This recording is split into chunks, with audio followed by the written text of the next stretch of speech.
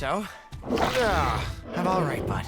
Who were those guys? They didn't look like dragon hunters. You know, I don't know. With all the flying axes and tumbling down hills, I forgot to ask.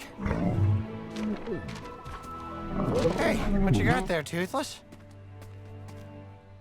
I think I know who those guys were. Oh, no way! Viggo put a price on Hiccup's head? Oh, man. Every bounty hunter from here to the archipelago is gonna be looking for you. Thank you. It's not loud for your undying support. No, thank you, Hiccup.